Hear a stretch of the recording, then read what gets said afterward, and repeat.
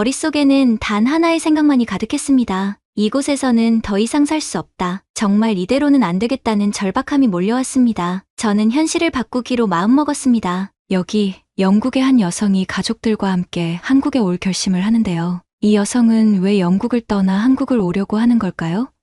이야기 시작하기 전에 채널을 구독하고 좋아요를 눌러주시면 더 많은 감동적인 이야기를 빠르게 만나보실 수 있습니다. 여러분의 응원이 저에게 큰 힘이 됩니다. 그럼 지금 바로 시작해볼까요? 안녕하세요.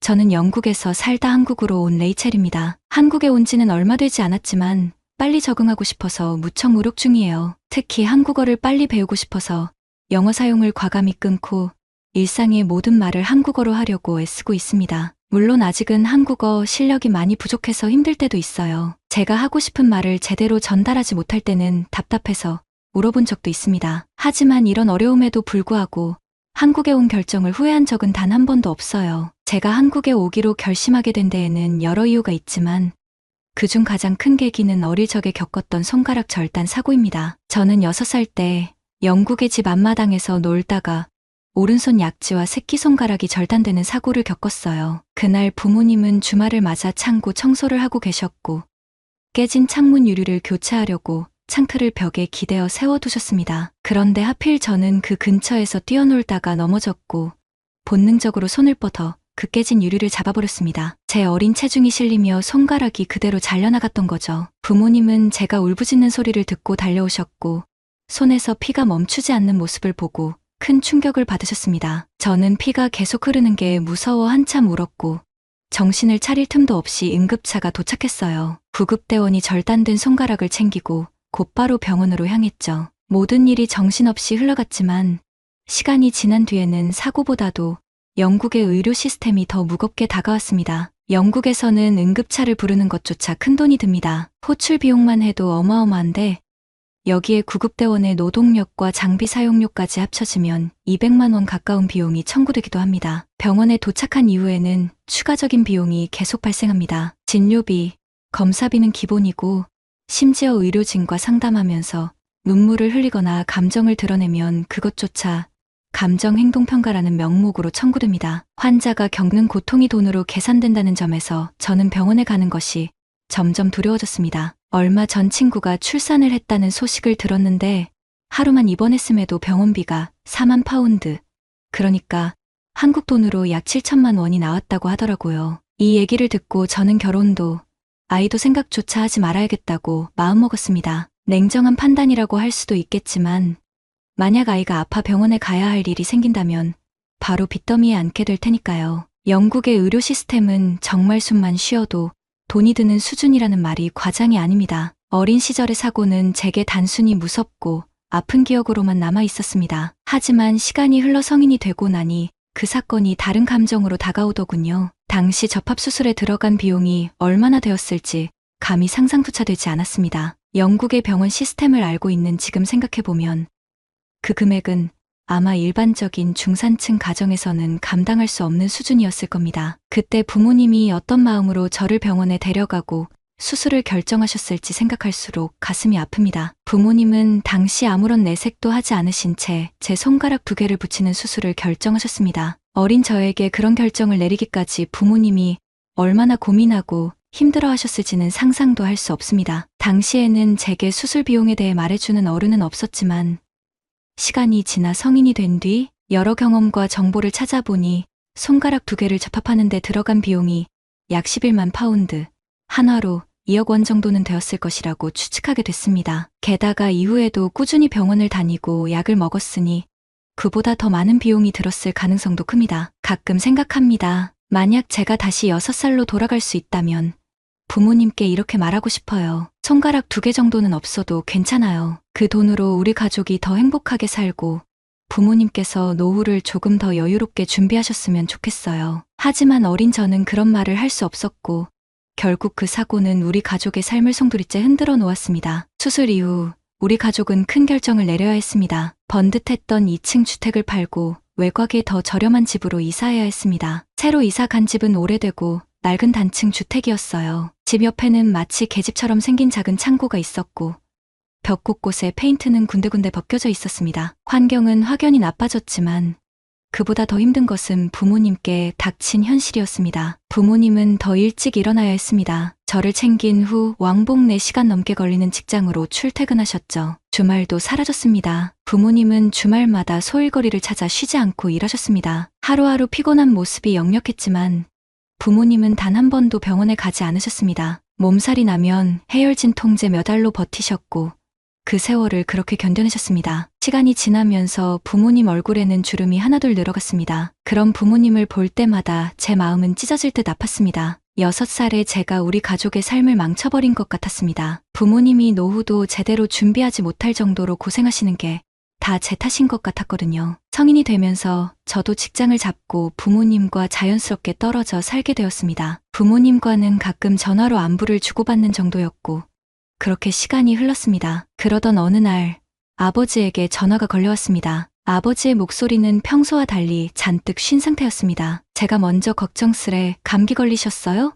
라고 묻기도 전에 아버지가 조심스럽게 말씀하셨습니다. 어머니가 쓰러지셨다는 이야기였습니다. 평소에도 어머니는 허리 통증이 심하셨는데 이번에는 집에서 청소를 하다가 그 자리에서 주저앉으셨다고 했습니다. 이후 조금만 움직여도 허리 통증이 심해져 몇 날 며칠 누워 계셨다고 했습니다. 그리고 아침이 되자 어머니께서 아버지에게 말씀하셨다고 합니다. 레이첼, 너무 보고 싶다. 그 말을 들은 아버지는 제게 전화를 하셨던 겁니다. 아버지의 말을 들으며 저는 애써 침착한 척 울었습니다. 병원에는 가보셨어요? 물론 부모님의 형편이 어려운 걸 알기에 병원에 가셨을 가능성이 적다고 생각했지만 묻지 않을 수 없었습니다. 아버지는 병원에 가셨다고 말씀하셨습니다. 어머니를 차 뒷좌석에 태우고 병원으로 향했지만 병원 건물을 본 어머니께서 깜짝 놀라며 당장 집으로 돌아가자고 소리치셨다는 겁니다. 자신은 절대 병원에 가지 않겠다고 단호히 말씀하셨고 결국 아버지는 차를 돌려 집으로 돌아오셨다고 했습니다. 그 이후 어머니는 침대에 누워 휴식을 취하고 계시다고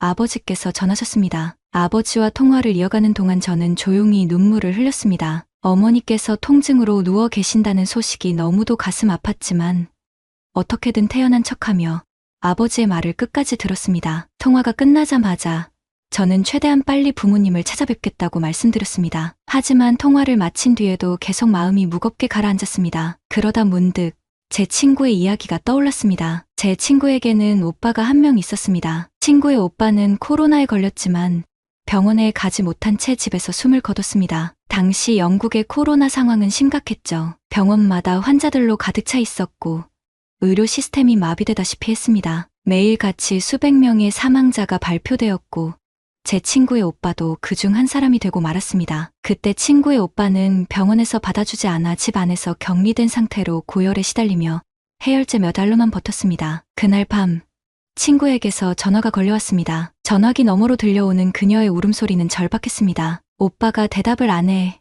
라며 문을 아무리 두드려도 오빠가 반응하지 않는다고 서럽게 울었습니다. 이어서 병원에 전화를 했지만 환자가 너무 많아 대기줄이 길고 몇 시간이 지나도 의사는커녕 응급차조차 오지 않았다고 했습니다. 그녀는 대체 언제까지 기다려야 하냐고 울부짖으며 분통을 터뜨렸습니다. 그로부터 12시간이 지나지 않아 다음날 아침 7시쯤 친구에게 다시 전화가 걸려왔습니다. 이번에는 전날 소란을 피운 것을 사과하면서 조용히 오빠의 부고를 전했습니다. 그녀는 스스로 오빠의 방문을 열고 들어가야 했다고 했습니다. 그리고 침대 위에는 이미 싸늘한 몸이 되어버린 오빠가 누워 있었다고 했습니다. 의사가 오기 전 이미 오빠는 전날 밤에 세상을 떠났던 것이었습니다. 친구는 울면서 말했습니다. 어젯밤 내가 그렇게 두드렸을 때 오빠는 이미 죽어 있었던 거였어. 그녀의 목소리에는 비참함이 가득했습니다. 그 순간 저는 아무것도 해줄 수 없는 제 자신이 한없이 무력하게 느껴졌습니다. 시기가 시기였던 만큼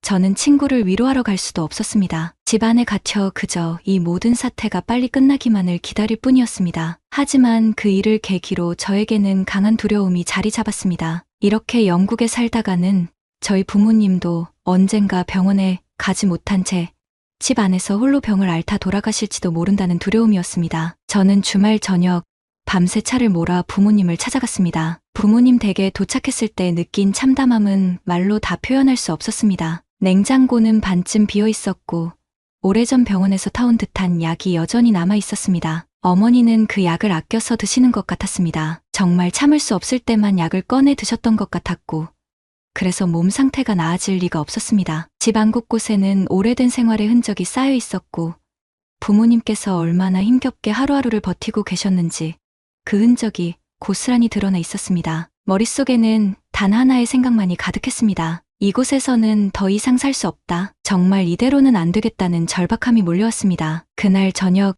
저는 부모님께 단호하게 말씀드렸습니다. 이제 이 영국을 떠나자고, 최소한 병원이라도 마음 편히 다닐 수 있는 곳으로 가야 한다고요. 어디를 가든 영국보다는 병원비가 덜 부담스러운 나라가 있을 거라고 설득했습니다. 부모님도 한참 동안 눈물을 흘리셨고 저도 울었습니다. 부모님께서 무슨 생각을 하고 계셨는지는 알 수 없었지만 저는 그 순간 어릴 적 기억이 떠올랐습니다. 바보같이 뛰어놀다가 손가락을 다쳤던 그날이요. 그리고 만약 그때 부모님께 수술을 하지 않아도 괜찮다고 말했다면 우리 가족의 삶이 달라졌을까 하는 후회가 밀려왔습니다. 하지만 이미 돌이킬 수 없는 일이었기에 저는 현실을 바꾸기로 마음먹었습니다. 그날 이후 저는 부모님과 함께 이주할 나라를 알아보기 시작했습니다. 하지만 조건은 까다로웠습니다. 전쟁이나 테러로 위험한 나라는 제외했고 병원 이용이 너무 어렵거나 까다로운 나라도 안 됐습니다. 무엇보다 병원비가 영국처럼 비싸다면 무조건 제외였습니다. 부모님을 모시고 갈 수 있는 나라, 그리고 병원이 쉽게 접근 가능한 곳을 찾기 위해 저는 주변에 묻고 또 물으며 정보를 모으기 시작했습니다. 저는 인터넷에서 정보를 찾아보며 어떤 나라로 가야 할지 고민하기 시작했습니다. 하지만 결정을 내리는 건 생각보다 훨씬 어려웠습니다. 어떤 나라는 너무 낙후되어 떠나는 것 자체가 더 위험해 보였고 또 어떤 나라는 영국과 크게 다르지 않아 보였습니다. 처음에는 스위스로 가는 것을 고려했지만 조사해보니 스위스도 영국 못지않게 병원비가 비싼 나라라는 걸 알게 되었습니다. 그렇게 계속 고민하며 선택지를 좁혀가던 중 마침내 한 나라를 발견하게 되었습니다. 당시 저는 작은 신문사의 편집자로 일하고 있었는데 거래처 고객들과 이야기를 나누는 일이 종종 있었습니다. 그러던 중 한 고객이 자신의 가족이 간호사로 일하고 있다는 이야기를 해줬습니다. 저는 순간 이 기회를 놓치면 안 되겠다는 생각에 그 고객에게 제 상황을 솔직히 말하며 도움을 요청했습니다. 제발 그 가족분께 좋은 방법을 여쭤봐 달라고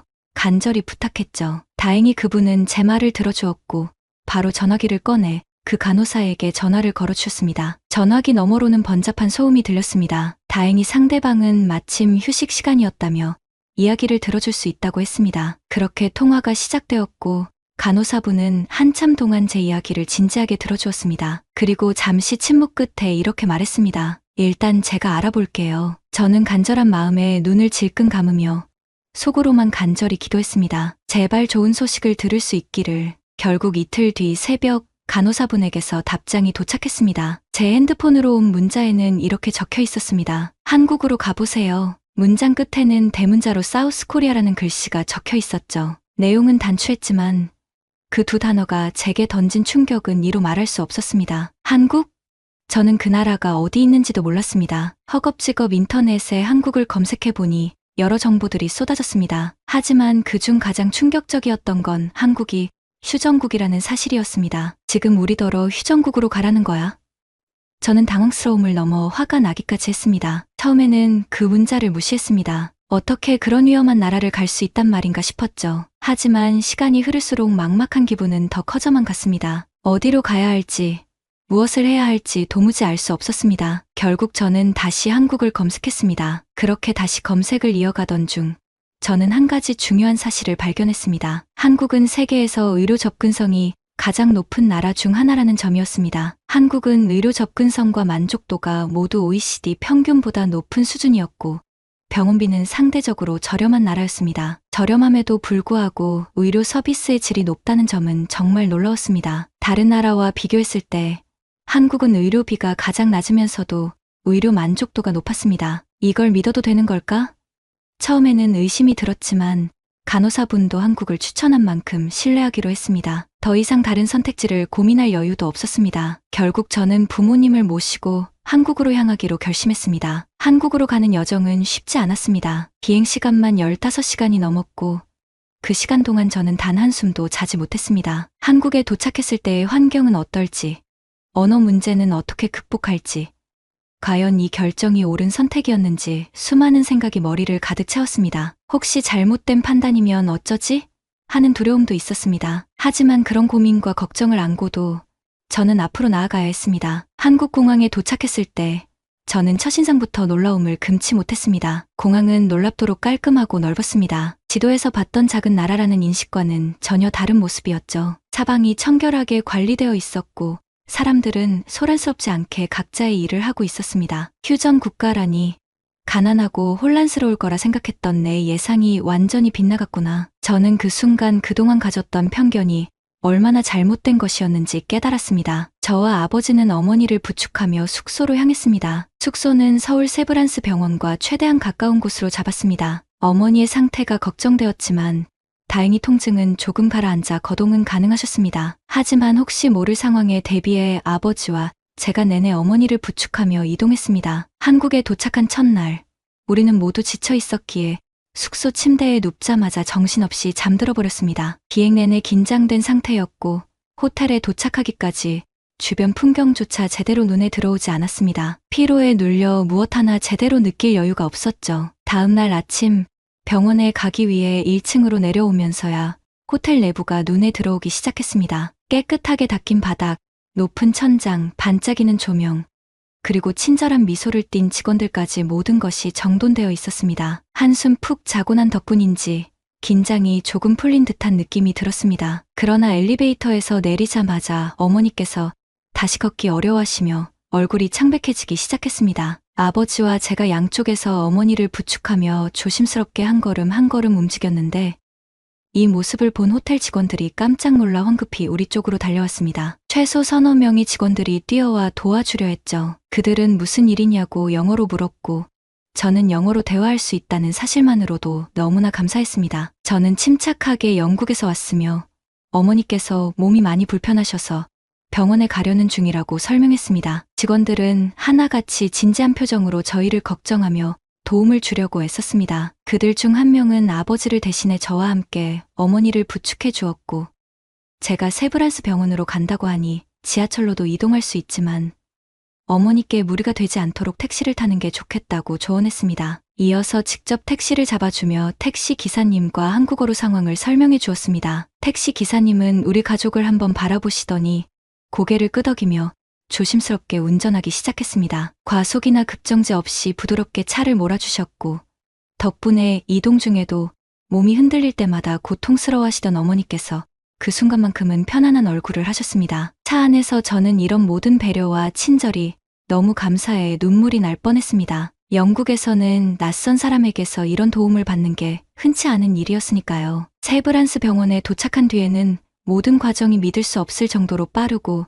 체계적으로 진행되었습니다. 접수에서부터 진료까지 직원들은 하나같이 친절했고 효율적이었습니다. 마음 같아서는 아버지도 검사를 받게 하고 싶었지만 한국 병원비가 얼마나 나올지 알 수 없었기에 가장 급한 어머니의 검사를 우선 진행하기로 했습니다. 혈액 검사, 엑스레이, MRI 등 필요한 검사를 하나씩 받아나갔습니다. 검사 과정이 진행되는 동안 저는 어머니의 건강 상태가 걱정되면서도 이 모든 과정이 제가 준비한 자금 안에서 해결되길 간절히 기도했습니다. 검사가 끝난 후 우리는 담당 의사를 만나게 되었습니다. 의사는 먼 길을 와서 고생 많았겠다며 따뜻한 인사말로 저를 맞아주었습니다. 그 한마디가 어찌나 위로가 되었는지 저는 그만 눈물이 핑 돌았습니다. 그동안의 긴장감과 피로, 그리고 어머니에 대한 걱정이 한꺼번에 터져나오려는 것을 꾹 참으며 울먹였습니다. 저의 이런 모습을 본 의사는 한참 동안 저를 토닥이며 안심시켜 주었습니다. 괜찮아요. 이제부터 우리가 어머님 상태를 잘 살펴볼 테니 너무 걱정하지 마세요. 그 말 한마디에 마음이 조금은 놓이는 듯 했습니다. 이후 의사는 차분한 목소리로 어머니의 상태를 설명해 주기 시작했습니다. 허리 디스크 소견이 보이며 특히 왼쪽 무릎의 연골이 거의 다 닳아 무릎 통증이 허리 통증보다 더 심했을 것이라고 말했습니다. 물론 그렇다고 해서 허리 상태도 좋다고 할 수는 없다고 했습니다. 의사는 어머니의 상태를 고려해 통증을 완화할 수 있는 약을 처방해 줄 수도 있지만 근본적인 해결을 위해서는 인공관절 수술이 필요하다고 조언했습니다. 의사는 허리 디스크의 경우 수술은 위험도가 높아 정말 최후의 선택이 아니면 권하지 않는다고 솔직하게 설명했습니다. 그의 태도는 단순히 수술을 권장하기 위해 설명하는 것이 아니었습니다. 환자의 입장에서 상황을 충분히 고려하고 진심으로 조언하려는 모습이 보였습니다. 저는 그 말에 또 한 번 놀랐습니다. 영국에서는 병원이나 의사가 수익을 위해 불필요한 치료를 권유하는 경우도 종종 경험했기에 돈을 목적으로 하지 않는 의사의 솔직함이 새롭게 다가왔습니다. 의사는 어머니의 상태를 진단하며 구체적인 치료 방향을 제안했습니다. 무릎 상태가 가장 급하니 우선 무릎 수술을 진행하고 이후에는 물속에서 안전하게 운동하며 허리 디스크를 관리하는 것이 좋겠습니다. 그는 약 복용도 필요하다고 조언하며 통증 완화를 위한 다양한 옵션을 설명했습니다. 저는 그의 차분하고 체계적인 설명에 깊은 감동을 받았습니다. 환자를 단순한 수익의 대상이 아니라 건강을 진심으로 걱정하는 존재로 대하는 모습이었기 때문입니다. 그 설명을 들으며 저는 용기를 내어 조심스럽게 제 걱정을 털어놓았습니다. 영국에서는 병원비가 너무 비싸서 치료를 받을 엄두도 내지 못했습니다. 그래서 이렇게 한국까지 왔어요. 지금 제 전 재산을 가지고 왔지만 수술비가 얼마나 나올지 너무 걱정돼요. 혹시 미리 알 수 있을까요? 의사는 고개를 끄덕이며 충분히 이해한다는 표정을 지었습니다. 그리고 예상 수술비를 알려줬는데 그 순간 저는 말을 잇지 못했습니다. 수술비가 이 정도밖에 안 된다고요? 저는 믿을 수 없어 되물었습니다. 무릎 수술이니 수천만 원은 나올 거라고 생각했는데 예상 금액은 1,000만 원에도 못 미쳤습니다. 충격이었습니다. 영국에서 제 손가락 2개를 접합하는데 1억 원 넘는 비용을 냈던 기억이 떠올랐습니다. 수술인데 이 정도라니요. 수술의 난이도나 조건에 따라 비용이 다를 수 있다는 건 알고 있었지만 그 차이가 이렇게 클 줄은 상상도 못했습니다. 영국에서는 5천만 원이 넘지 않기를 기도했던 제가 한국에서는 그 금액의 일부만으로 수술이 가능하다는 사실에 허탈함과 안도감이 동시에 밀려왔습니다. 수술비 외에도 어머니의 진료비, 혈액검사, 엑스레이, MRI 등 모든 검사비를 포함한 최종 청구서를 받고 또 한 번 놀랐습니다. 영국에서는 단순히 응급실에서 링거와 CT 촬영을 받는 것만으로도 1,700만 원 가까운 비용이 청구되곤 했습니다. 그런데 한국에서는 인공관절 수술과 여러 검사 비용을 모두 포함해도 그보다 훨씬 적은 금액이 나왔습니다. 저는 이 차이가 단순히 숫자의 문제가 아니라 시스템의 차이라는 것을 깨달았습니다. 이 나라는 정말 국민의 건강을 최우선으로 생각하는구나. 누구라도 병원에 가서 필요한 치료를 받을 수 있는 나라라는 사실이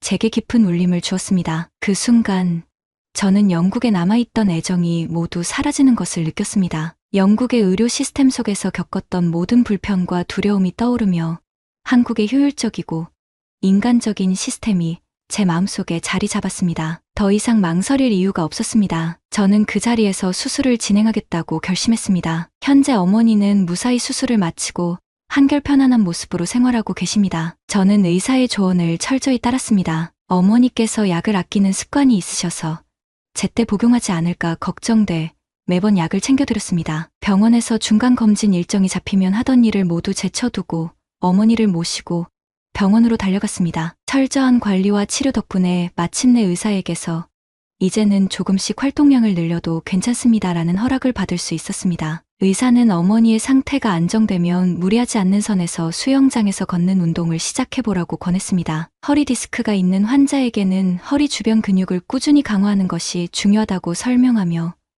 앞으로도 관리가 필요하다고 덧붙였습니다. 이 말에 저는 또다시 고개를 끄덕였습니다. 한국에서 지낸 시간이 꽤 흘렀지만 아직도 영국과 비교할 때마다 새삼스럽게 느껴지는 것들이 많습니다. 가장 크게 다가오는 건 역시 의료비 문제입니다. 6살 때 접합했던 제 새끼손가락만 해도 그 작은 부위의 수술에 엄청난 비용이 들었었죠. 영국에서 병원비는 언제나 두려움의 대상이었지만 한국에서는 의료 서비스를 받을 때마다 그 합리적인 비용과 체계적인 시스템에 놀라곤 합니다. 이 나라에 온 것이 우리 가족에게 얼마나 큰 축복인지 요즘 더 절실히 느끼고 있습니다. 얼마 전에는 아버지도 한국 병원에서 건강검진을 받기 시작하셨습니다. 평생 제대로 된 검진 한 번 받지 못했던 아버지가 이제 당뇨 치료를 시작하셨습니다. 영국에서는 의료비 부담 때문에 아버지가 병원을 가는 것을 늘 미루셨습니다. 병원에 가는 대신 통증을 참고 지내시는 모습을 보며 마음 아팠던 기억이 생생합니다. 그런데 한국에서는 그렇게 어렵지 않게 검진과 치료를 받을 수 있어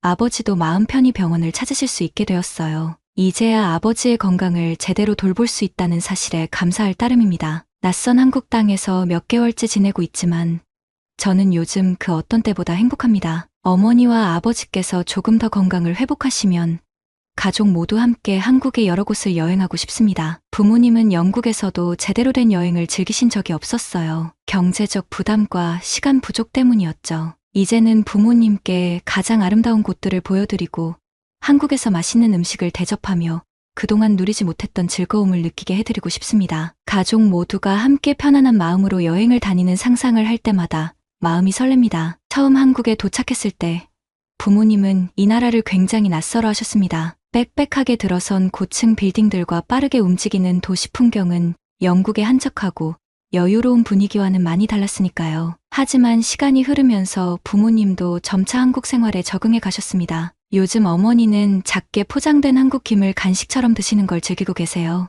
아버지는 당뇨로 인해 빵과 잼을 드시지 못하게 되셨는데 대신 한국김을 간식으로 즐기게 되신 거죠. 놀랍게도 이제는 빵보다 한국김을 더 좋아하십니다. 두 분이 이렇게 한국 생활에 익숙해지고 계신 모습을 보니 저도 마음이 한결 가벼워지고 하루하루가 행복으로 가득합니다. 이곳에서 지내는 동안 저는 영국에 대한 애정이 완전히 사라졌음을 깨달았습니다. 예전에는 영국이 고향이라는 이유로 특별한 감정을 품고 있었지만 지금은 그저 지인과 친구들이 있는 곳일 뿐입니다. 더 이상 돌아가고 싶다는 생각은 들지 않습니다. 오히려 이제는 한국에 정착하고 싶다는 마음이 점점 강해지고 있습니다. 요즘 저는 한국어 공부에 하루의 대부분을 쓰고 있습니다. 얼마 전에는 사회통합 프로그램에 등록하기도 했습니다. 이 프로그램을 이수하면 영주권 신청 시 혜택을 받을 수 있다는 사실을 알게 되었거든요. 한국 영주권을 얻어 이곳에서 부모님과 함께 안정적으로 살고 싶습니다. 한국에서의 삶은 저와 부모님 모두에게 새로운 시작을 의미하며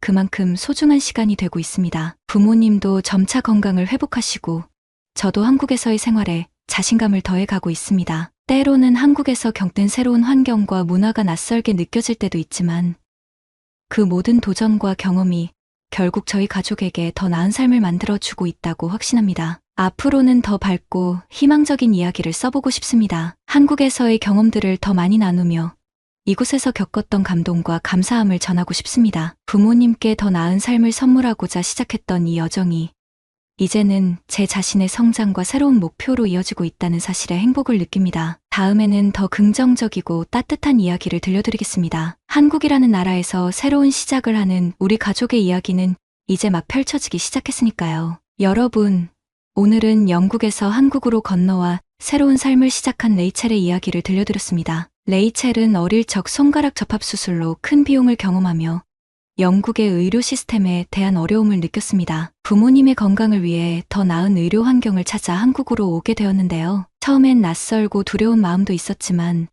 한국의 효율적인 의료 시스템과 따뜻한 배려 덕분에 부모님은 건강을 회복하고 레이첼은 한국에서 새로운 희망을 발견하게 되었습니다. 지금은 부모님과 함께 한국 생활에 적응하며 영주권을 얻기 위해 한국어를 열심히 공부하고 있다고 하네요. 이 사연은 우리에게 가족과 건강의 소중함, 그리고 새로운 도전을 향한 용기가 얼마나 큰 변화를 가져올 수 있는지 알려줍니다. 그럼 오늘도 모두 건강하고 따뜻한 하루 보내세요. 저는 다음 시간에 또 다른 이야기로 찾아오겠습니다. 오늘 이야기를 마치겠습니다. 여러분의 구독과 좋아요로 우리의 소중한 이야기가 더 많은 이들에게 전달될 수 있도록 노력하겠습니다. 다음에도 함께해 주시기를 기대합니다. 즐거운 하루 보내세요.